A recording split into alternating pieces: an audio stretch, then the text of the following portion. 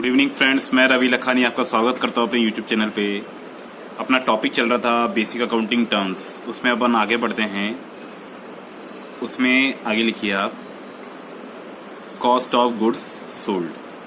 Friends, cost of goods sold का मतलब होता है कि जो आप माल बेच रहे हैं इसकी कॉस्ट क्या है। इसका एक मैं फॉर्मूला बताने जा रहा हूं आपको। इसके प्रैक्टिकल एग्जाम में क्वेश्चन आते हैं तो आप इसको नोट डाउन कर लीजिए।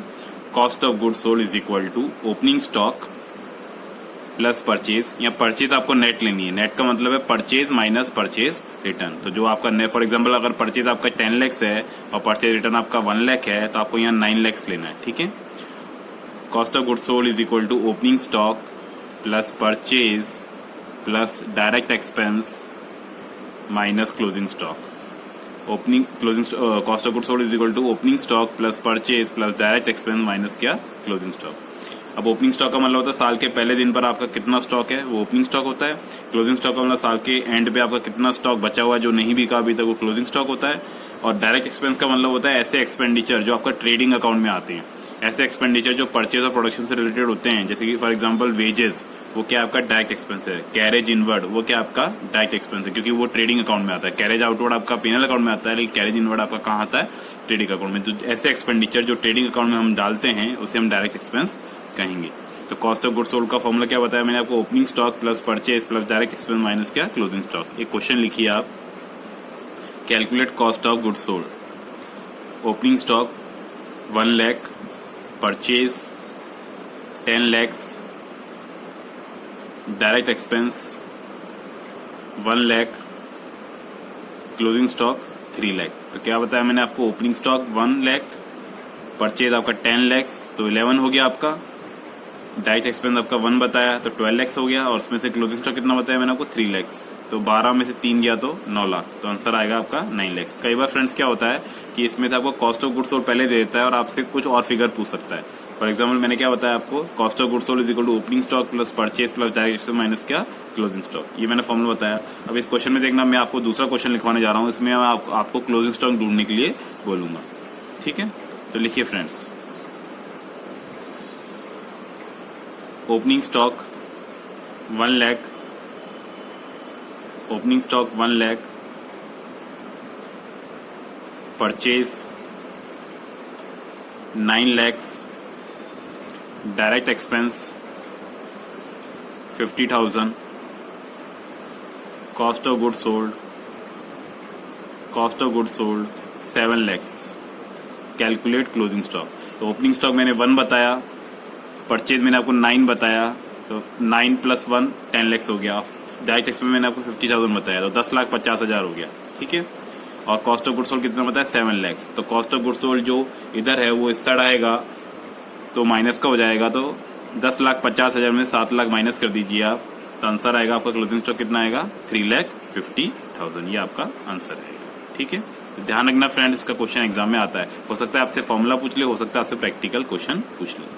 अगला लिखिए आप, अगला हेडिंग डालिए डिस्काउंट, टाइप ऑफ डिस्काउंट। देखो फ्रेंड्स, जो अकाउंट्स में डिस्काउंट होता है उसको हम 2 कैटेगरी में डिवाइड करते हैं, ट्रेड डिस्काउंट और कैश डिस्काउंट। ट्रेड डिस्काउंट को हिंदी में बोलते हैं व्यापारिक भत्ता और कैश डिस्काउंट को बोलते हैं नगद भत्ता। अब देखो, ट्रेड डिस्काउंट क्यों दिया जाता है, ट्रेड डिस्काउंट दिया जाता है सेल को प्रमोट करने के लिए, सेल क्वांटिटी इंक्रीज करने के लिए। और कैश डिस्काउंट क्यों दिया जाता है कि ताकि हमारा पेमेंट कस्टमर से जल्दी आ जाए। तो जल्दी पेमेंट रियलाइज करने के लिए जो डिस्काउंट दिया जाता है वो बोलता है कैश डिस्काउंट, और जो सेल बढ़ाने के लिए डिस्काउंट दिया जाता है उसे बोलते हैं ट्रेड डिस्काउंट। अब ध्यान रखना, अकाउंट्स पॉइंट ऑफ व्यू से, अकाउंटिंग पॉइंट ऑफ व्यू से ट्रेड डिस्काउंट किताबों में रिकॉर्ड नहीं होता है, लेकिन कैश डिस्काउंट किताबों में रिकॉर्ड होता है। कैसे रिकॉर्ड होता है या नहीं होता है वो मैं आपको समझाता हूँ। फॉर एग्जाम्पल, आपने 10,000 रुपए का सेल किया। ठीक है, एग्जाम में बोल रहा है 10,000 रुपए का सेल किया और ट्रेड डिस्काउंट है 10%, तो 10,000 का 10% होता है 1,000। तो आपको सेल कितना बुक करना है किताबों में, 9,000। आपको एंट्री करनी है किताबों में कितने से, 9,000। फॉर एग्जांपल, आपने 10,000 का माल बेचा और उस पर लिखा हुआ है कि आपका ट्रेड डिस्काउंट 10% है, तो आपको आपकी सेल 10,000 नहीं मानी जाएगी यहाँ पर, क्योंकि हम अगर आप 10,000 मानोगे तो फिर आपको डिस्काउंट की एंट्री करनी पड़ेगी, और ट्रेड डिस्काउंट की हम एंट्री नहीं करते हैं। तो ध्यान रखना, यहाँ एंट्री होगी कैश अकाउंट डेबिट 9,000 या bank account debit 9,000 to sales क्या 9,000। यहाँ हम 1,000 को रिकॉर्ड नहीं करते हैं, जो नेट अमाउंट होता है उसी को हम रिकॉर्ड करते हैं, क्योंकि ट्रेड डिस्काउंट किताबों में रिकॉर्ड नहीं होता है। अब दूसरा एग्जांपल लेते हैं जिसमें कैश डिस्काउंट भी आएगा साथ में। तो आपका है कि भैया Mohan sold goods worth to be 10,000, trade discount 10% and cash discount 2%। ठीक है, अब यहाँ पर फ्रेंड्स देखो, सबसे पहले 10,000 का माल हमने 10% ट्रेड डिस्काउंट भेजा। अब ध्यान रखना, अगर किसी क्वेश्चन में ट्रेड डिस्काउंट और कैश डिस्काउंट दोनों ही रेट दे रखी है, दोनों ही है उस क्वेश्चन में, तो सबसे पहले कौन सी रेट लगाओगे आप? ट्रेड डिस्काउंट वाली रेट लगाओगे। 10,000 में से आपका 10% ट्रेड डिस्काउंट था, तो 10% माइनस कर दो, आपका कितना हो गया? 9,000। ठीक है, अब 9,000 का कैश डिस्काउंट कितना है?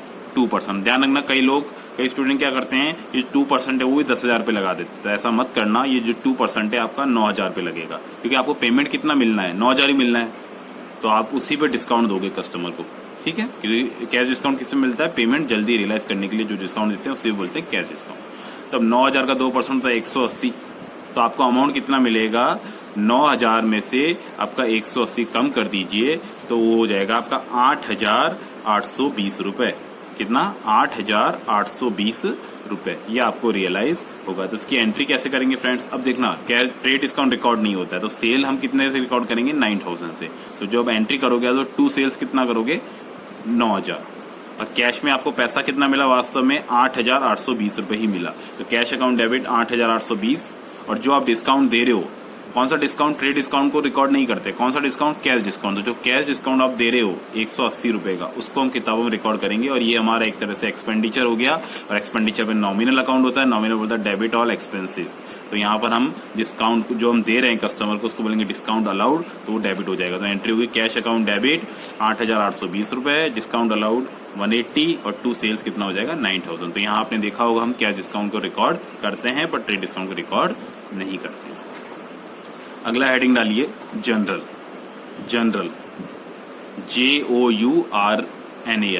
जनरल क्या होता है फ्रेंड्स? जनरल एक किताब है जिसमें हम जनरल एंट्री करते हैं। मैंने आपको जब अकाउंटिंग डेफिनेशन बताया था तो उसमें बताया था सबसे पहले हम क्या करते हैं? एंट्रीज करते हैं। तो एंट्री जिस बुक में करते हैं उसको बोलते हैं जनरल। और इसका दूसरा नाम है बुक्स ऑफ ओरिजिनल एंट्री। क्या? Books of original entry. ऐसा नाम क्यों पड़ा इसका? इसीलिए पड़ा कि सबसे पहले हम कहाँ रिकॉर्ड करते हैं किताबों, सबसे पहले हम क्या करते हैं? अकाउंट्स में रिकॉर्डिंग करते हैं, और वो कहाँ करते हैं? जनरल में करते हैं। इसीलिए इसका नाम रखा गया बुक्स ऑफ ओरिजिनल एंट्री। सबसे पहले हम कहाँ जाते हैं? तो जनरल में जाते हैं। और ध्यान रखना, जैसे जैसे बिजनेस बड़ा हो जाता है तो एंट्री करने के लिए एक किताब नहीं रखते हैं, वहां हम 8 तरह की किताब रखते हैं, 8 टाइप्स, और उसको हम बोलते हैं सब्सिडरी बुक्स। तो ध्यान रखना, जैसे बिजनेस बड़ा होता है हम उसको किताब को डिवाइड कर देते हैं फर्दर 8 टाइप्स में। ठीक है, और जनरल का दूसरा एक और पुराना नाम था, पुराने जमाने का नाम है रोज नामचा। ध्यान रखना, रोज नामचा, ये भी एक एंट्री करने का किताब हुआ करती थी पहले। तो ध्यान रखना, जनरल का दूसरा नाम पूछे तो रोज नामचा भी बोलते हैं, या बुक्स ऑफ ओरिजिनल एंट्री भी बोलते हैं। और सब्सिडरी बुक्स क्या होते हैं? When the business becomes large, for providing या for accounting general entries we have to prepare subsidiary books. और सब्सिडरी बुक कितने प्रकार की होती है? 8 प्रकार की होती है। Number 1 purchase book, sales book, purchase return, sale return. ध्यान रखना, purchase book, sales book, purchase return, sales return. Purchase book में क्या रिकॉर्ड होता है? परचेज बुक में रिकॉर्ड होता है क्रेडिट परचेज। अगर आप उधार पे माल खरीदते हो तो ही परचेज बुक में आएगा। तो आप बोलोगे कैश में माल खरीदेंगे तो कहाँ आएगा? तो कैश बुक में जाएगा। मैं आगे बताने वाला हूँ आपको। परचेज बुक में क्या आएगा? अगर आप उधार पे माल खरीदोगे, credit purchase of goods is recorded in purchase book. ध्यान रखना, एक तो गुड्स होना चाहिए, अगर आप एसेट खरीदते हो तो परचेज बुक में नहीं आएगा। ध्यान रखना, परचेज बुक में आएगा क्रेडिट परचेज ऑफ गुड्स। इसी प्रकार से सेल्स बुक में क्या आएगा? अगर आप किसी को उधार में माल बेचते हो तो कहाँ आएगा? सेल बुक में आएगा। तो अगर कैश में बेचोगे तो कहाँ आएगा? कैश बुक में आएगा। ठीक है, तीसरा है सेल्स रिटर्न, परचेज रिटर्न। इसका मतलब है अगर उधार पे माल बेचा गया, उधार पे जो माल बेचा था आपने वो वापस लौट के आए तो उसे बोलेंगे हम सेल्स रिटर्न, तो सेल रिटर्न बुक में रिकॉर्ड होगा। अगर उधार में जो आपने माल खरीदा था उसे वापस लौटा रहे हो आप, तो वो परचेज रिटर्न बुक में जाएगा। तो purchase return, purchase book, sales book, purchase return, sales return, 4 किताबें हो गई। 5वीं किताब है आपका बिल रिसीवेबल बुक। फिर 6ठी है bills payable book. Bill receivable और बिल्स पेबल क्या होता है? देखो, अगर हमको किसी से पैसा लेना होता है तो हम उस पर एक तरह से बिल रेज करते हैं। नेगोशिएबल इंस्ट्रूमेंट एक्ट के तहत हम उस पर बिल रेज करते हैं, BR उसे बोलते हैं। तो अगर मेरे को फॉर एग्जाम्पल मेरे को डेटर से पैसा लेना है तो हम सबसे पहले सेल एंट्री करते हैं। तो क्या करते हैं? Debtor account debit to sale. अगर मेरे को डेटर पे विश्वास है तो मैं उस पर कोई BR नहीं लिखूंगा। अगर मेरे पे विश्वास नहीं है तो मैं क्या करूंगा? एक स्टैम्प पेपर लूंगा, उस पर एक BR लिखूंगा कि भैया आपको मेरे को इतना पैसा 2 महीने के बाद चुकाना है। तो उसे बोलते हैं बीआर। बीआर की एंट्री होती है B R account debit to debtor.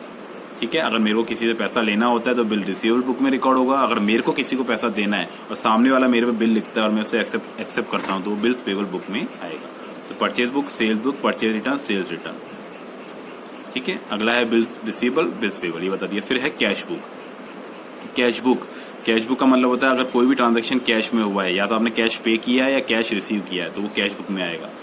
अब कैश बुक को हम फर्दर डिवाइड करेंगे, single column cash book, double column cash book, 3 column cash book और पेटी कैश बुक। ठीक है, अभी मैं आपको सिर्फ नाम बता रहा हूँ, एक एक को हम डिटेल में डिस्कस करेंगे। ठीक है, मेरे अगले वाले लेक्चर में। फिर अगला बुक है आपका जनरल प्रॉपर।